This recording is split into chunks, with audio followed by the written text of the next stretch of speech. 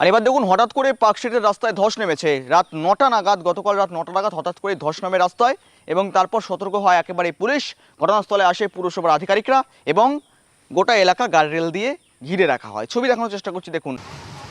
Park street Allen পার্কের সামনের রাস্তায় গতকাল রাত্রে ধস নামে। কেন ধস নেমেছে সেই কারণ জানতেই গতকালই কলকাতা পৌরসভার 2 আধিকারিক ঘটনাস্থল ঘুরে দেখেন এবং কেন এই ধস নেমেছে সেই ছবিটাই কিন্তু দেখাতে বলবো ক্যামেরা পার্সন শোভন রায়কে।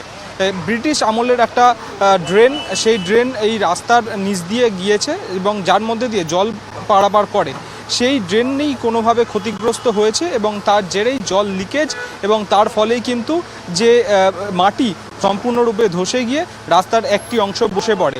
ইতিমধ্যেই কলকাতা পৌরসভার তরফে কাজ শুরু করে দেওয়া হয়েছে। প্রায় 10x15 ফুটের একটি গর্ত খোঁড়া হয়েছে এবং সেই গর্ত ভেতরে যে লাইন করা হয়েছিল, যে ব্রিটিশ লাইন আমলের যে ড্রেন করা হয়েছিল, সেটা মেরামতির কাজ করা হবে। এই কাজ করতে প্রায় 7 দিন মতো সময় লাগবে। তারপরেই কিন্তু এই রকম যে গর্ত সেটাকে বুঝিয়ে ফেলবে কলকাতা পৌরসভা। তারপরেই কিন্তু স্বাভাবিক ছন্দে রাস্তার গাড়ি চলাচল করতে পারবে এই রাস্তা দিয়ে।